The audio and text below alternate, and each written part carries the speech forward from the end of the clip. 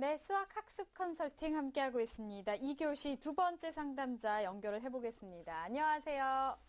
안녕하세요. 네, 반갑습니다. 소개 좀 해주세요. 네, 저는 관광 가이드가 되고 싶은 고2 학생입니다. 관광 가이드가 되고 싶어요. 네. 수학은 오늘 어떤 점이 어려워서 전화를 했을까요? 네, 제가 학원을 안 다니고 혼자 공부를 계속 해와서 그런지 성적도 잘 안 나오고, 네. 그래서 혼자서 계속 공부할 수 있을지도 걱정이 되고요. 네. 그리고 수학 공부하기 전에 계속 막연한 두려움이 생기는데 이걸 어떻게 극복하면 좋을지에 대해서 여쭤보고 싶어서 전화를 하게 되었습니다. 네, 그렇군요. 혼자 공부를 이렇게 잘 하고 있었다고 하니까 좀 기특하기도 하고요. 아무래도 안 풀리는 문제들도 있고 하니까 두려움이 있어서 저희 또 기상대에 문의를 한 것 같은데 오늘 많은 도움이 됐으면 좋겠습니다. 본격적인 상담에 앞서서 우리 학생의 성적과 취약점에 대해서 정주현 선생님께서 짚어주시겠습니다.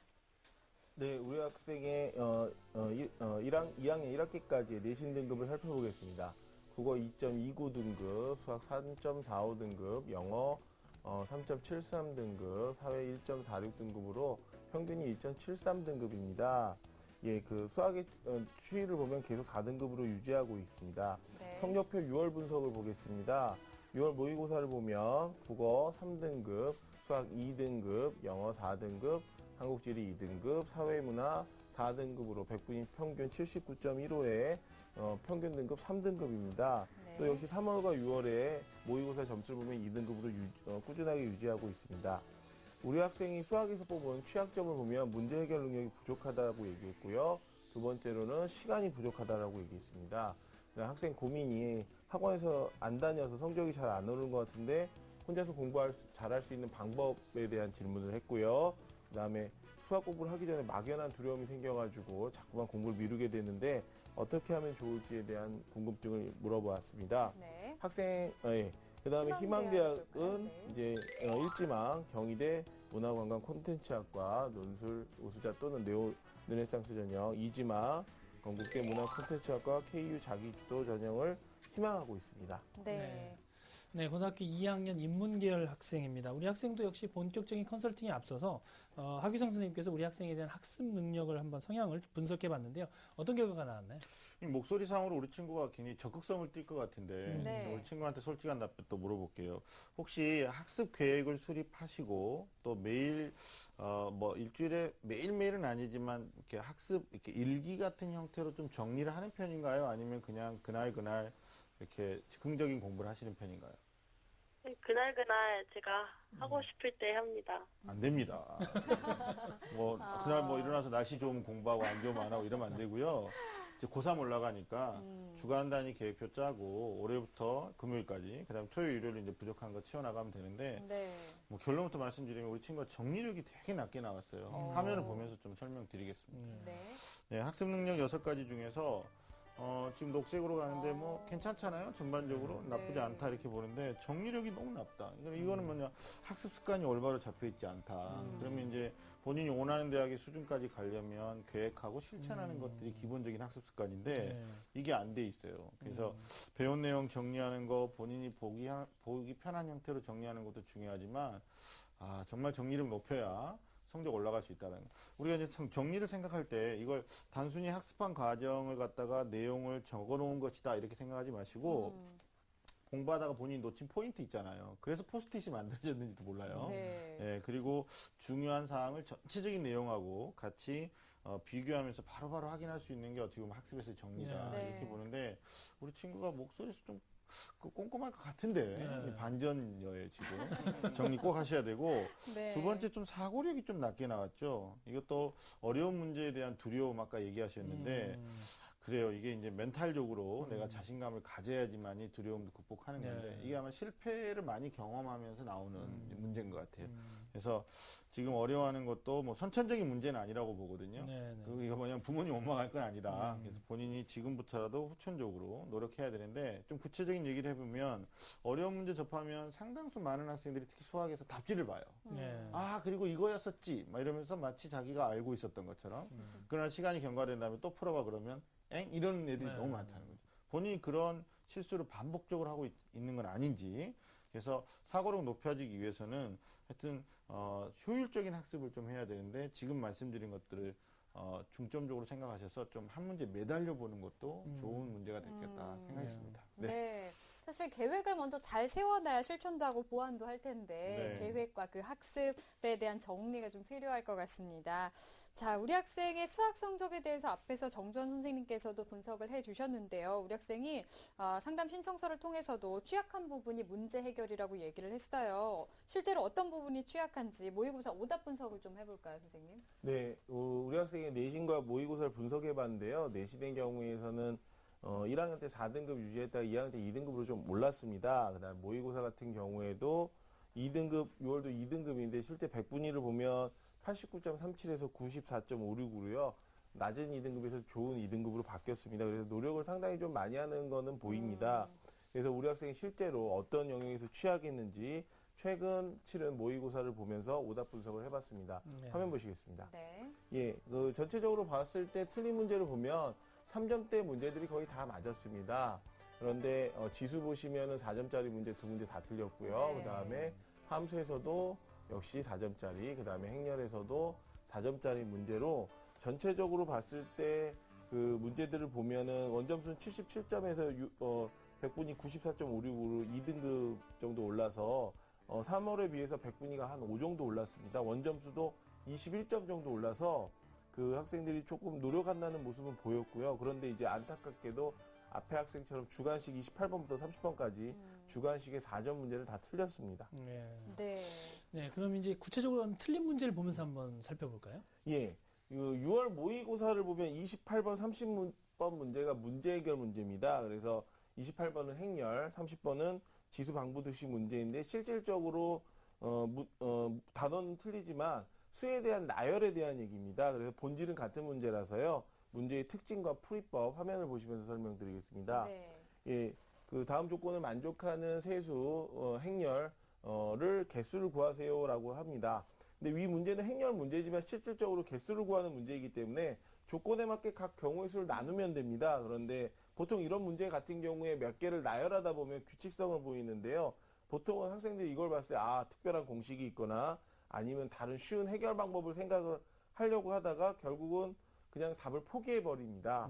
그렇기 때문에 이런 문제 같은 경우에는 모의고사 시간을 보실 때요. 다른 문제 다 풀고 나서 정말 시간이 남는다라고 얘기했을 때 천천히 나열하면서 규칙성을 찾아보셔야 됩니다. 그래서 평소에도 이런 훈련들이 돼 있고 그다음에 손으로 오래 푸는 연습을 하셔야 됩니다. 수학은 머리로 푼다고도 얘기하지만 사실은 손으로도 손이 일단 잘 나가야 계산도 그렇고 그런 연습들을 하시는 것이 좋을 것 같습니다. 네. 네, 우리 학생이 오답 문제, 그러니까 구체적으로 틀렸던 문제를 중심으로 이제 살펴봤는데요. 조금 더 구체적으로 이제 수학 학습법을 어떻게 우리 학생이 개선하면 좋을까요? 예, 우리 학생한테 질문 하나 드리죠. 혹시 아직도 이제 수학 공부할 때 많이 두려운가요? 시작하면 괜찮은데 시작하기 전에 계속 미루게 돼요. 잘하고 있습니다. 지금도 점수 많이 오르고 학생이 노력하는 부분이 있는데 문제 해결 능력이 부족하다라고 생각을 하는데요. 사실은 틀리는 거에 대한 두려움이 있어서 그렇습니다. 근데 아이들 이제 걸음마 거리를 할 때 넘어지는 연습이 안 되면 걸음마를 못 하거든요. 그러니까 틀리는 거에 대해서 절대 두려워하지 마시고요. 다들 한 번씩은 거쳐야 될 고통이 되기 때문에 천천히 하시면 됩니다. 그리고 아까 앞에서 봤더니 3점짜리 문제는 거의 다 맞기 때문에 기본 개념은 잡혀있기 때문에 새로 공부하는 거는 필요 없고요. 네. 기출문제 중심으로 4점짜리 문제를 푸시면 됩니다. 근데 이제 아까 상담 신청서 보니까 내신은 익힘책으로 보고 그다음에 모의고사는 시험 전에 기출문제를 푼다는데 조금 텍스트가 약간 부족한 것 같습니다. 고난이도 문제를 풀 때는 좀 기출문제에서 좀 난이도 있는 문제들을 좀 찾으셔가지고요. 한 권 사셔서 첫 번째는 한 5분 정도, 한 문제당 5분 정도 생각을 하시면 1시간 반 정도 하면 한 12문제 정도 되거든요. 그러니까 문제를 정하시는 거는 어려우면 줄이셔도 상관이 없는데 그래서 두 번째는 그 1시간 동안, 1시간 반 동안 정말 집중해서 푸셔야 됩니다. 그다음에 세 번째는 다 풀 때까지 절대 답안지 보시면 안 되고요. 네 번째는 답을 체크한 다음에 틀린 문제를 답을 보고 확인을 하고 그 문제에 대해서 단원이 끝나면 다시 지속적으로 반복하는 연습을 하시는 것이 중요합니다. 네, 우리 학생도 역시 집중해서 좀 풀어보는 연습이 필요할 것 같은데요. 우리 학생이 문제를 풀 때 시간이 부족하다는 점, 그리고 혼자 공부할 때 효율적으로 공부할 수 있는 방법에 대해서도 궁금해했거든요. 좀 조언을 해주실까요? 예, 지금 이제 3주 뒤에 수능을 보는 학생들한테도 되게 중요한 팁인데요. 제일 먼저 문제를 받자마자 1번부터 막 잡아먹을 듯이 문제를 푸시면 안 되고요. 1번부터 30번까지 문제를 먼저 읽습니다. 그래서 내가 풀 수 있는 문제는 동그라미, 좀 시간이 오래 걸리겠다, 개념은 알 것 같은데 그러면 세모, 정말 이 문제를 봤는데 어떻게 할지 모르겠다면 X라고 먼저 표시를 하시고요. 제일 먼저 동그라미부터 먼저 풉니다. 1번부터 30번까지 동그라미 문제 먼저 풀 거고요. 그 다음 그게 다 풀리면 이제 세모에 관한 문제들을 먼저 풀겠죠. 그리고 X 문제는 어차피 틀립니다. 예, 공부를 못하는 학생의 특징은요. 남이 맞는 것도 틀리고 남이 틀리는 것도 틀리기 때문이고요. 일단 남이 맞는 것만 다 맞으시면 어느 정도 해결을 되면 분명히 X 문제 남으면 그거 어차피 틀릴 거니까 오랜 시간을 두고 앞에 문제처럼 꾸준하게 푸시면 시간이 늡니다. 그래서 그리고 또 수학 문제를 푸실 때요. 그냥 무한정으로 두지 마시고요. 앞에서 얘기했던 정해진 시간 안에서 집중적으로 푸시면은 아마 그 연습 문제 푸는 시간들의 속도가 좀 늘 겁니다. 그 다음에 그 효율적으로 학습을 하는 방법에 대한 질문도 했는데요. 우리 학생 아까 그 기본 개념 잘 잡혀 있습니다. 그렇기 때문에 사교육을 제가 볼 때는 하실 필요 없을 것 같아요.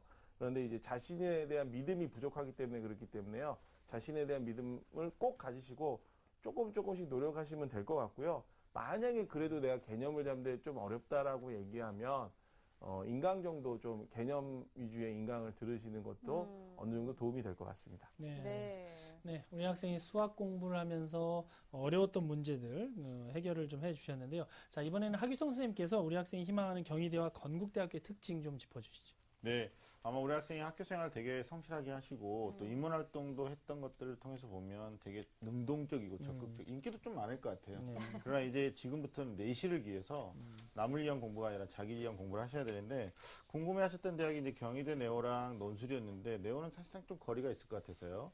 제가 화면을 통해서 논술우수자 전형부터 좀 설명을 해드리겠습니다.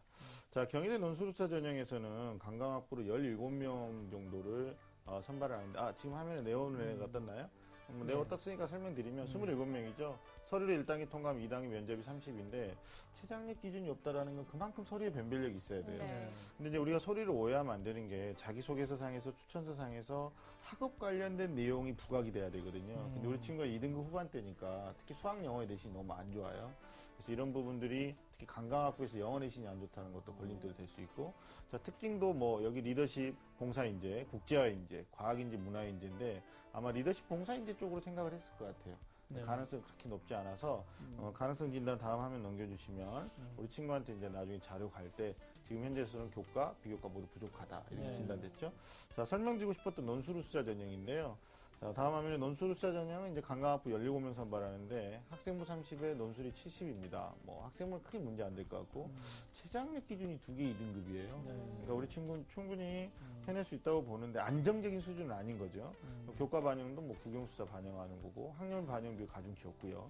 근데 논술이 문제예요. 왜냐하면 보통 인문계 학생들이 인문 논술, 뭐 고급 교육과정 안에서 통합 논술 이렇게 생각하는데 강강학부는 사회계열이기 때문에 영어 제시문도 출제될 수 있고 수리 논술 문항도 나올 수 있거든요.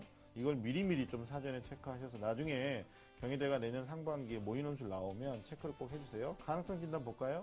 최장력 기준 되는데 안정적이지 않다. 그 다음에 수리 논술 다소 까다롭다. 그래서 논술과 함께 사고력이나 독서력 향상을 위한 노력을 병행하신다면 가능성이 있다고 저는 분석을 했습니다. 네. 네. 또 뭐 네, 건국대 볼까요? 네, 건국대학교가 이제 이것도 종합 전형이죠. 자기 추천 전형인데 7명 뽑아요. 네. 근데 이 문학 컨텐츠가 정말 인기 많은 맞습니다. 과입니다. 네. 1단계 서류 통과하면 2단계 면접인데 최장력 기준이 없다라는 건 면접과 서류의 비중이 그만큼 높다. 뭐 말 또박또박 우리 친구가 잘하는 거 보니까 면접에서 크게 문제가 없을 것 같은데 네. 건대가 연구하는 전공 수학 역량이나 아니면 뭐 핵심 역량들이 이게 좀 우리 친구가 종합적으로 봤을 때는 그렇게 높아 보이지 않을까 화면상에서 좀 체크하시고요.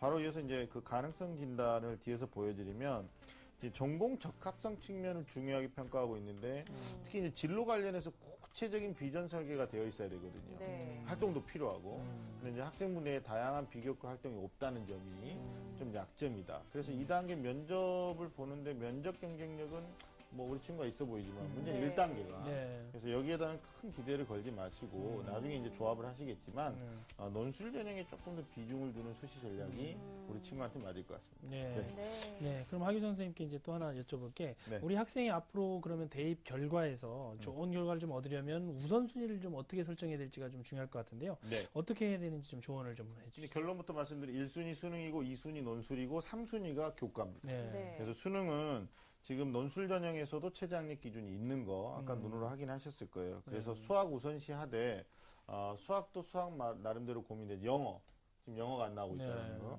그래서 지금 균형적인 학습을 위해서 지금부터 2월 말까지 그 다음에 3월, 4월, 5월까지 이렇게 2개 단계로 한번 나눠봐서 내년 6월을 기준으로 6월 모의수능 보지 않습니까? 네, 네. 그때까지 좀 공부하셨으면 좋겠고 앞에서 수학에 대한 얘기는 하셨으니까 특히 영어에 대해서는 어휘 정리가 좀 필요할 것 같아요. 아. 근데 우리 친구가 가장 큰 단점이 정리력이 네, 좀 네, 약하다. 네. 그러니까 게을러서 안 하는 게 아니라 정리를 지금 안 하고 있는 건데 이게 영어에서도 여실히 나타나고 있어요. 네. 좀 준비하시고 특히 여학생이다 보니까 나중에 정말 아니 됐을 경우에 남학생이 오지 않는 어떤 신비주의 신성 지역인 여대에서 경쟁할 수 있단 말이죠. 그럼 이화여자 대학교를 뺀 나머지 여대가 모두 100분위를 반영한다. 이러면 탐구 영역의 비중도 커요. 그래서 아까 우리 자연계 학생한테도 말했는데 3학년 올라가는 친구들이 2월 말까지 무조건 한 과목은 끝내야 됩니다. 네. 끝낸다라는 건 개념 정리 완벽하게 그리고 문제를 다 풀어야 된다는 얘기였죠.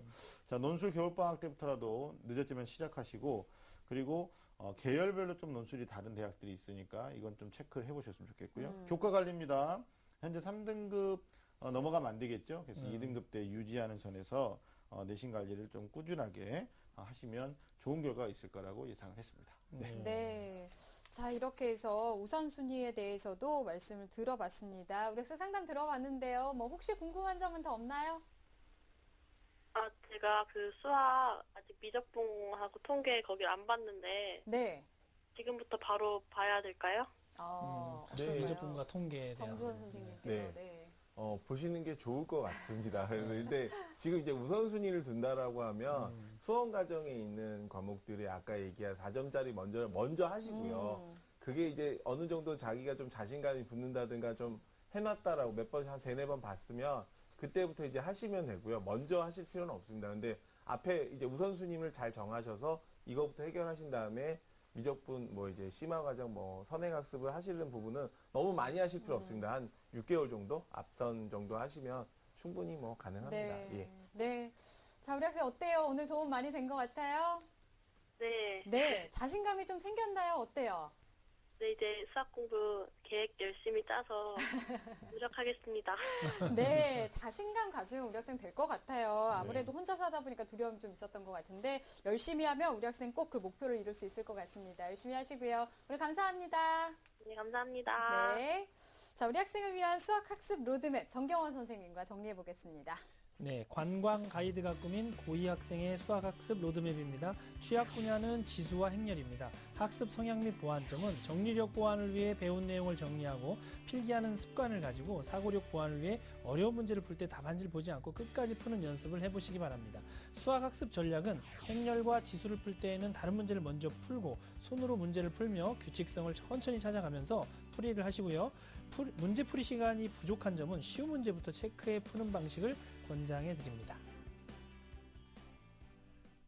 네, 오늘 2명의 학생과 수학 학습 컨설팅 함께 했습니다. 수학에 어려움이 있었던 학생들, 두려움이 있었던 학생들 도움이 많이 됐길 바라겠습니다. 오늘 소중한 상담을 함께 해주신 하기성 선생님, 정주원 선생님, 그리고 결정적 코치이신 정경원 선생님 감사합니다. 자, 내일은 조효환 선생님의 D-20 수능 성공을 위한 최종 점검을 주제로 특강 준비하고 있습니다. 내일 이 시간도 놓치지 마시고요. 오늘은 여기서 인사드리겠습니다. 함께해 주신 여러분 고맙습니다.